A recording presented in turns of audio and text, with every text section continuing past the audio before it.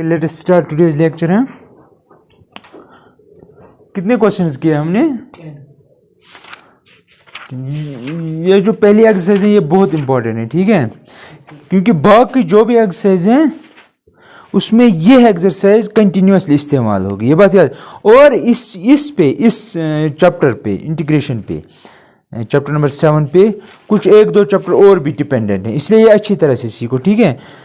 आपको एग्जाम में सिर्फ इंटीग्रेशन करनी पड़ेगी, सिर्फ इंटीग्रेशन और डिफरेंशिएशन। क्वेश्चन नंबर लास्ट में क्या किया था? Question number 10। चलो मैं दिखाता हूं क्वेश्चन नंबर 12 एक्सरसाइज 7.1 है।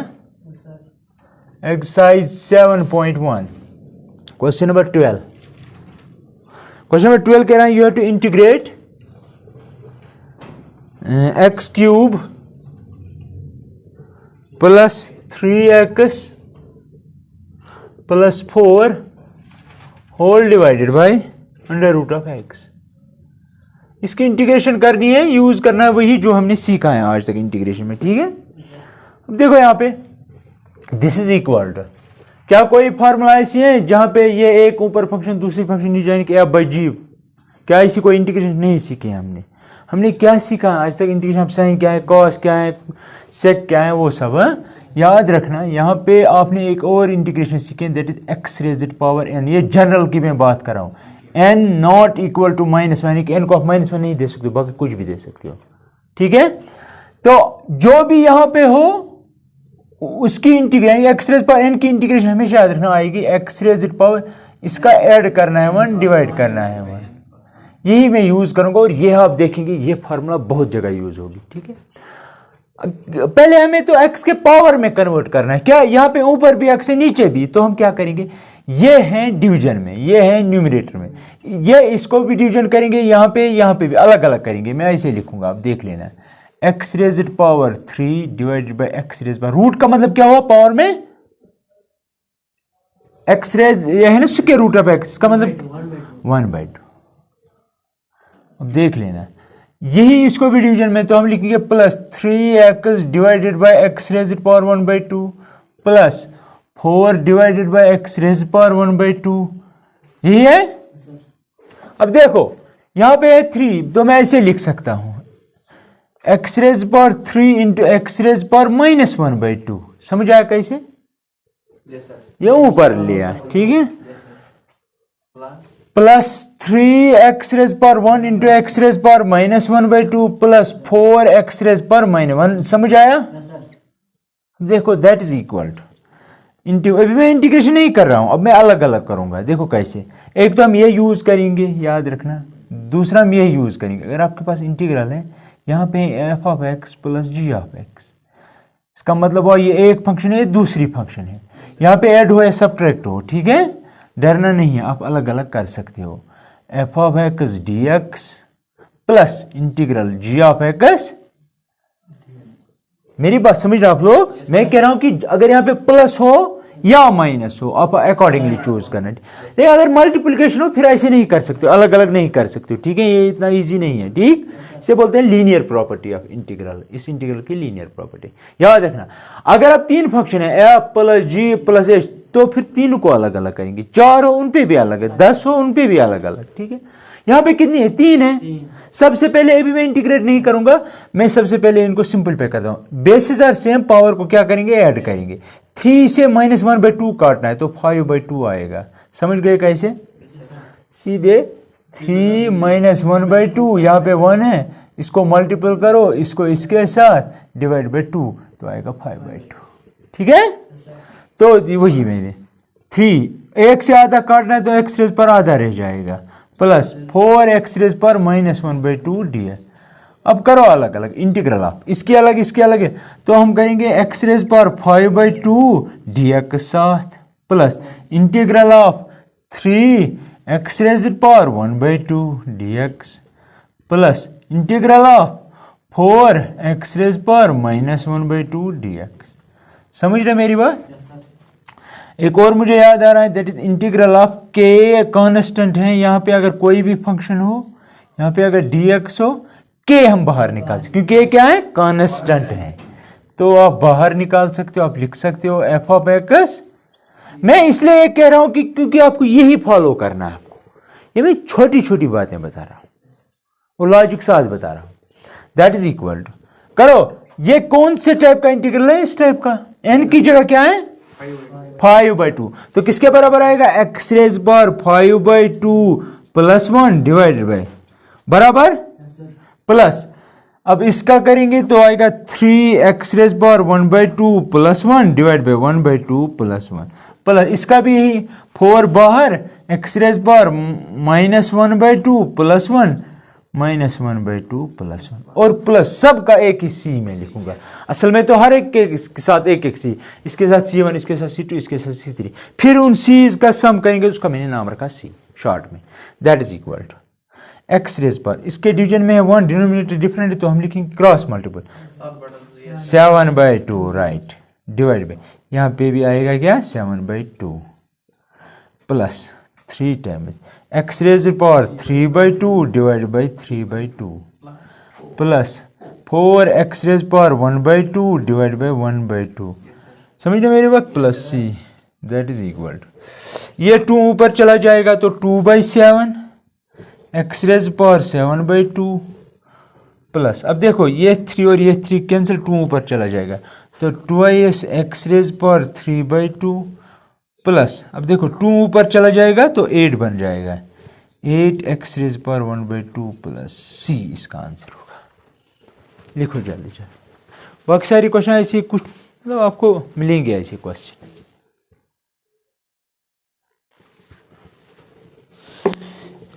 Okay, let's take one more question, question number 13। इसमें थोड़ा बहुत कंफ्यूजन होगा आपको, इसलिए मैं दिखाऊंगा। क्वेश्चन नंबर 13, क्वेश्चन नंबर 13 कह रहा है you have to integrate integral x³ minus x² plus x perhaps -1, हाँ, डिवाइड बाई x -1। एक बात याद रखो, मोटिवेशन क्या है, सोचेंगे कैसे। देखो, एक बात तो तय है कि ऐसी कोई फार्मूला हमने नहीं पढ़ी है। अगर डिफरेंशिएशन में होती है ऊपर एक फंक्शन नीचे एक फंक्शन तो हम क्वोशिएंट रूल अप्लाई करते थे डिफरेंस, लेकिन इंटीग्रेशन में ऐसा नहीं है। तो हम क्या करेंगे, यहाँ पे थोड़ा बहुत आपको इंट्रोस्पेक्ट करना पड़ेगा। हो क्या रहा है, कुछ ना कुछ तो है हमारे पास, कोई ना कोई वे आउट तो होगा इसका। कौन सा 1? ये करेंगे, क्या करेंगे, कैसे? नहीं, आप ऐसे कह रहे हैं ना। फिर अगर आपके पास है 2/5 -1, ये आप ऊपर ले जाएंगे, यार इसको छोड़ो, ये कैसे ले जाएंगे ऊपर? अगर आपको लेना है तो ये सारा लेना है ऊपर, क्योंकि इसका सब का पावर 1 है, ऊपर चला जाएगा तो पावर में -1 है, तब ये पॉसिबल है, और कोई वे आउट नहीं है। ये इसलिए आपको बेसिक्स में प्रॉब्लम है। बेसिक का मतलब हुआ आपको पता ही नहीं चलता है कि कब ऊपर लेना है कब नीचे लाना है, तो फिर क्या होगा, कहाँ पे चेंज होगी साइन, पावर में होगी कि लेफ्ट में होगी। अब देखो यहाँ पे हमारे लिए ये समस्या, इससे पहले भी डिनोमिनेटर में ही समस्या थी, √x। हमने क्या किया, हर एक टर्म को डिवाइड किया। अब देखो, जब यहाँ पे x -1 है, यहाँ पे भी x -1 है, लेकिन क्या यहाँ पे x -1 है? अगर होता, मैं इसको इस डिवाइड कर रहा, इसको भी इससे डिवाइड कर रहा, हमारा मसला हल होता। क्योंकि जब हम इससे इसको डिवाइड करेंगे ये 1 बनाएगा, ये और एक खत्म। यहाँ पे भी मसला है, हल हो चुका है। देखो, आप यहां से निकालो, क्या कॉमन आएगा, x²। x² में ऐसे ले सकता हूं कॉमन, तो यहां पे बचेगा x -1 प्लस x -1 बराबर डिवाइडेड बाय x -1। ये दिखता था डिफिकल्ट, लेकिन है नहीं। वैसे तो ये डिफिकल्ट लग रहा था, करेंगे क्या। अब देखो यहाँ पे दैट इज इक्वल टू, क्योंकि ये इसको भी डिवाइड करता है, इसको भी, तो अलग अलग करेंगे तो x² x -1 divided by x -1 plus x -1 divided by x -1 right dx। अब देखो, ये फैक्टर खत्म, ये फैक्टर समझ आया कैसे? यहाँ पे क्या बचेगा, that is equal to integral of x² plus 1 dx। समझ गया कैसे? दैट इज इक्वल, अब ये f है, ये g है, प्लस है बीच में, मल्टीप्लिकेशन नहीं है, तो आप अलग अलग कर सकते हो, x² dx plus 1 dx। That is equal to x², वो अप्लाई करो, x पर n क्या बनेगा, एक्स क्यूब डिवाइड बाई 3। सोचो, अल्ताफ सोचेगा। आपने ठीक बोला। बोलो अल्ताफ, एक्स स्क्वायर का क्या होगा? हाँ, कितना हुआ? 3/3। तो आएगा x raise power 3 divide by 3 plus. अब 1 की बता, मैंने दिखाई थी लास्ट टाइम 1 की इंटीग्रेशन क्या है। हाँ, एक्स। अगर आप ऐसे सोचिएगा differentiation of x is 1, that means 1 की इंटीग्रेशन एक्स है। डिफरेंशिएशन में हम क्या करते हैं? कमजोर बनाते हैं फंक्शन को। इंटीग्रेशन में हम सम अप करते हैं, ताकतवर बनाते हैं, पावर उसका। देखो, पहले थी फंक्शन एक्स स्क्वायर, इंटीग्रेशन की तो एक्स क्यूब बन गई। अगर इसकी डिफरेंशिएट करेंगे एक्स स्क्वायर बन गया। देखो हुआ ना पावर कम, तो याद रखना। दैट मीन्स 1 मीन्स 1 को आप लिख सकते हो एक्स रेज पावर 0, मजबूत बनाएंगे by 1, that means x raise power 1/1। समझ रहे? मैंने दिखाया था ना लास्ट टाइम, आप वीडियो देख लेना। प्लस सी, ये इसका आंसर है। ठीक है, अब देखो नेक्स्ट देखो साथी, क्वेश्चन नंबर कौन सा दिखाए? क्वेश्चन नंबर 16 देखो आप।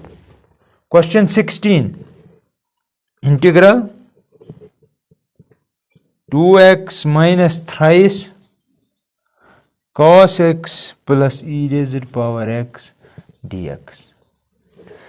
कितनी फंक्शंस ऐड हुए हैं और सब्ट्रैक्ट हुए हैं? 3, 1 2 3, लेकिन बीच में एडिशन या माइनस है, ठीक है, सब्ट्रैक्शन है। दैट मीन्स ये अप्लाई होगी ये, लेकिन यहाँ पे 2 है फंक्शन, हम 3 भी ले सकते हैं।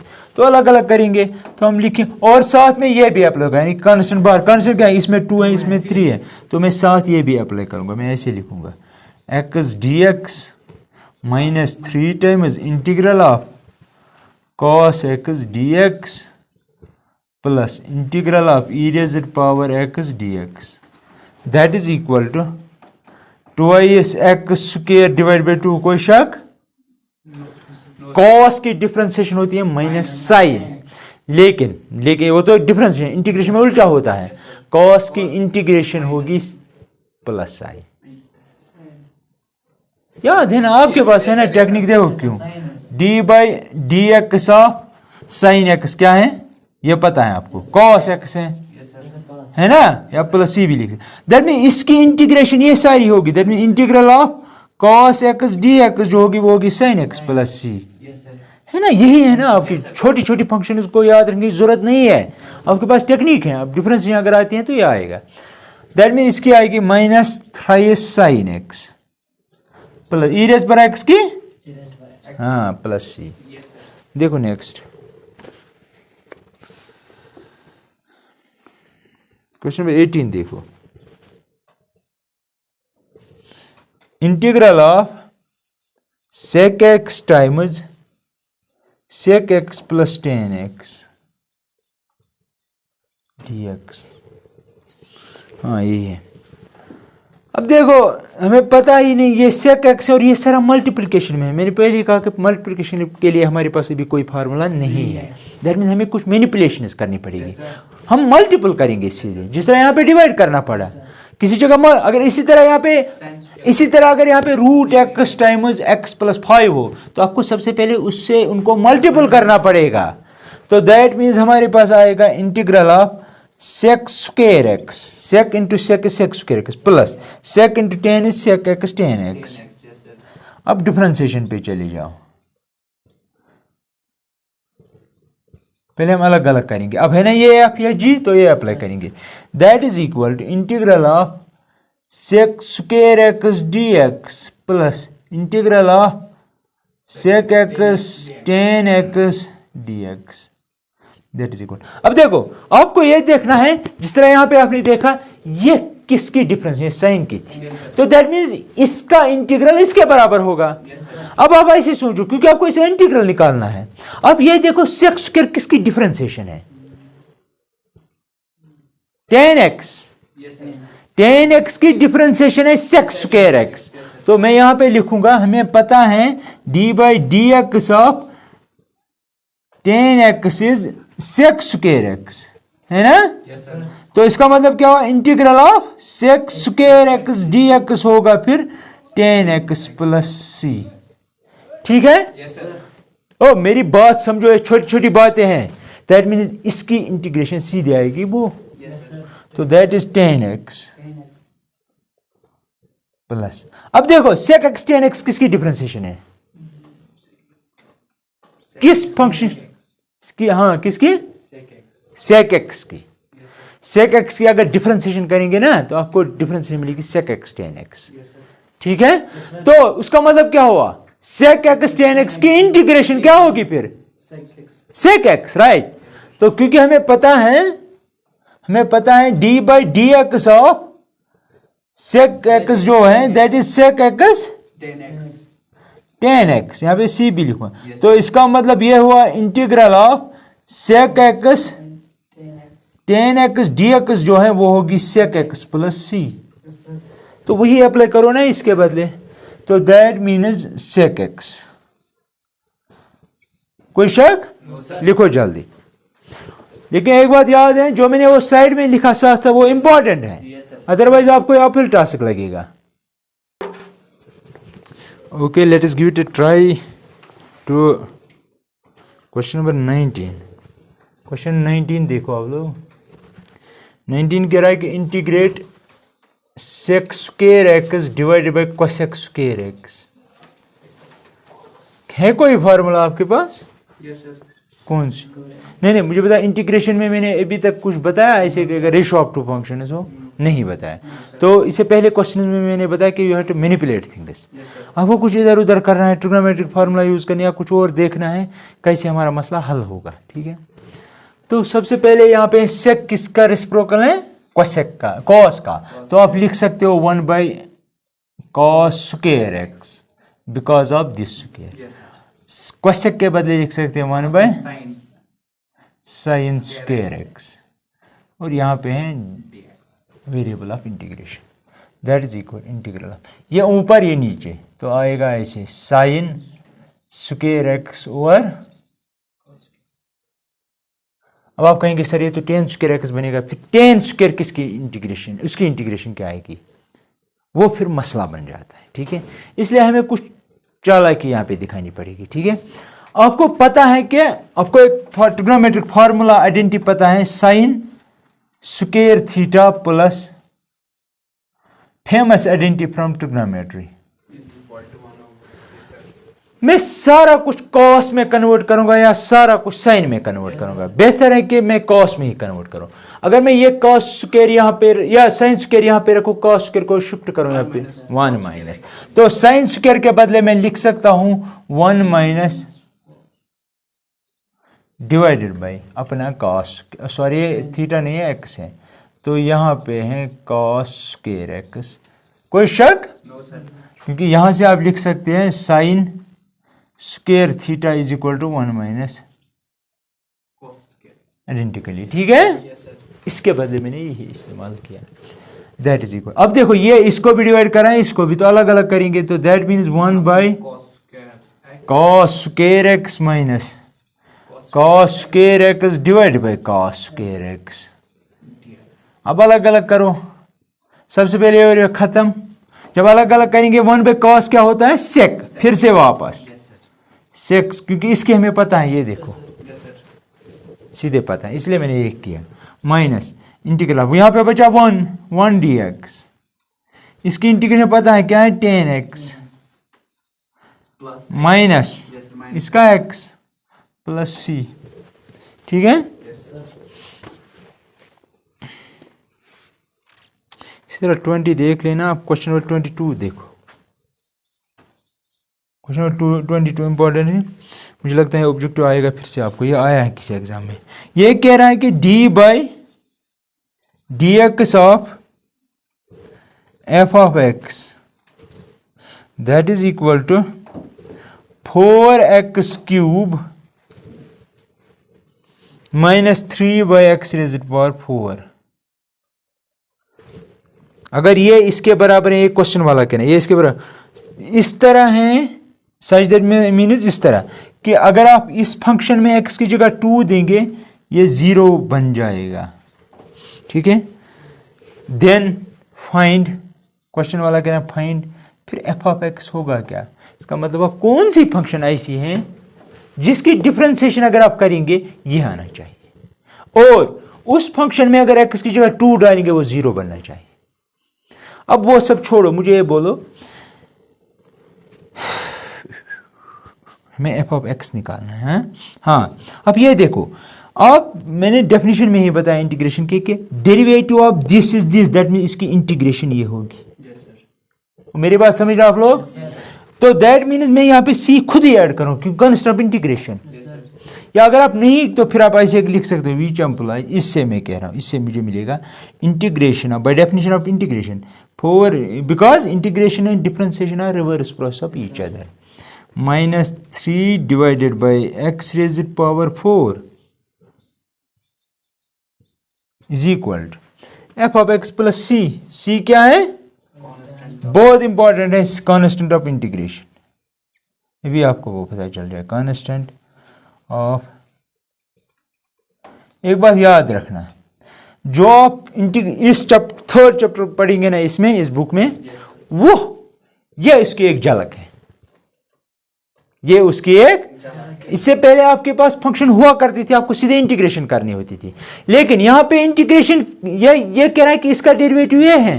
दैट मीन्स आपको बताना है, मतलब फंक्शन हमें पता ही नहीं, आपको बताना वो फंक्शन होगी क्या, मतलब इसी तरह वो होता है वहां पे, फिलहाल याद रखो। लेकिन एक बात याद रखना कि ये सी इज इंपॉर्टेंट, और इसको जब एफ का वैल्यू दिया हुआ है, न यहाँ पे इंटीग्रेशन है न डिफरेंशिएशन है, एक्स का एक वैल्यू दिया है, उस पर बताएं एफ का वैल्यू क्या होगा। इसे कहते हैं इनिशियल कंडीशन। क्या कहते हैं? Initial condition. हाँ, अब देखो ये समझ आया, ये मैंने कहा इसे लिखा, because of this, because of definition, because differential integration inverse process of each other. अब देखो इसकी इंटीग्रेशन अलग करेंगे, इसके अलग करेंगे, इक्वल टू दिस, तो हम लिखेंगे ऐसे, विच एम्प्लॉयज इंटीग्रल ऑफ 4 बाहर एक्स क्यूब डी एक्स -3 बाहर 1 by x raised power 4 d x is equal to F of x plus which implies. इसकी इंटीग्रेशन क्या है? 4 x raised power 4 divide by 4, because of that -3। अब देखो जब ये ऊपर चला जाएगा तो क्या बनेगा? एक्स रेज़ पर -4, फिर इंटीग्रेशन वो यूज करके क्या बनेगा? -4 + 1 -4 + 1। समझ आया कैसे? तो that mean I can write x raised power -4 + 1। मैंने कहा ना उसका बहुत यूज है, इज इक्वल टू, इसका कुछ नहीं कर सकते, ऐसे ही रखो क्योंकि फाइनली हमें यही निकालना है। विच एम्प्लॉयज, ये और ये खत्म, यहां से निकलेगा -3, यहां से भी -3, तो बचेगा +1।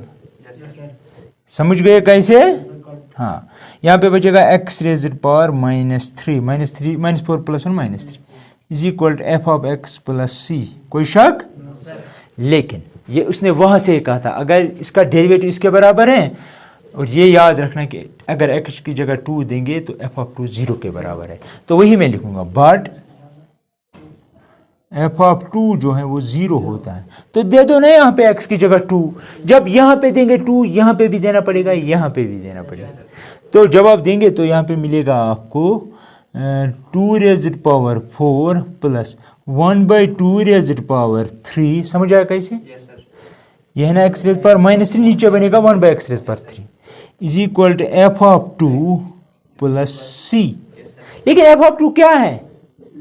दैट मीन इसके बदले 0 लिखना पड़ेगा। यहां पे 0, तो विच एम्प्लॉयज, सबसे पहले ये बनेगा 16 plus 1/8 is equal to 0 plus C, तो सी निकलेगा आपका। अब देखो यहां पे डिवीजन में, ठीक है, तो that mean C is equal to क्या बनेगा, जरा करो क्रॉस मल्टीपल,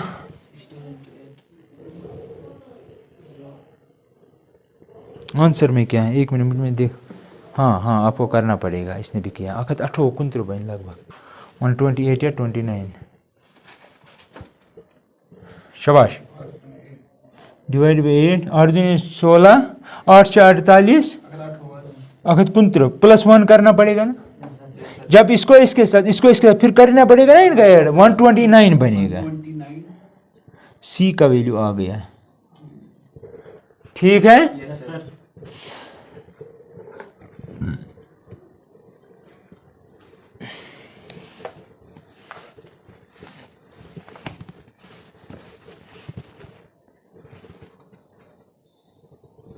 सी का वैल्यू ये आ गया, लेकिन हमें निकालना क्या है, एफ ऑफ एक्स। सी का वैल्यू अगर ये आ गया, हमारी फंक्शन में एक ही प्रॉब्लम थी, दैट इज सी। ये देखो कहाँ गया, ये यहाँ पे, इस कॉल इट फर्स्ट, इसको नाम दो नंबर 1 या स्टार दो। तो मैं लिखूंगा फ्रॉम स्टार वी गेट क्या करेंगे, सी का वैल्यू सब्स्टिट्यूट, सी का वैल्यू करेंगे ये सब्स्टिट्यूट। हाँ वही मैं कह रहा हूं ना, क्योंकि हमारी फंक्शन में सी नहीं चाहिए, क्योंकि इसने 4 ऑप्शन दी, सी कहीं पे नहीं है, तो सी को रिप्लेस करें। तो यहां पे लिखेंगे f of x plus 129 divided by 8 is equal to, यहां पे x raise power 4 plus 1 by x raise power 3, yes sir. है ना, यस सर। क्योंकि इसके बदले 1 by x raise power, that is f of x जो है आपका वो आएगा x raise power 4 plus 1 by x raise power 3 minus 129 divided by 8। आपकी फंक्शन यही होगी अगर आप इसकी इंटीग्रेशन देखो, अब चेक करेंगे। 2 अगर देंगे क्या बनना चाहिए, 0 दे दो, यहाँ पे 2 ये 0 बनना चाहिए, यहाँ पे बनेगा कितना बन रहा था 16, ये बनेगा 1 बाई 8, जब मल्टीपल करेंगे वो बनेगा 129 बाई 8, ये माइनस 120 से तो 0 बनेगा। ठीक है, तो दैट मीन इसका जो आंसर होगा वो होगी ऑप्शन नंबर ए इसका आंसर है, क्वेश्चन नंबर 22 का। ठीक है,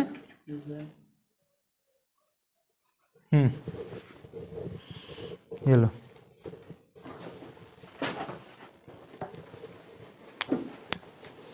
अगर कुछ पूछना है ये बात याद रखना, इस तरह के क्वेश्चन बहुत इंपॉर्टेंट होते हैं, इसे क्योंकि इसमें इनिशियल कंडीशन दी हुई है।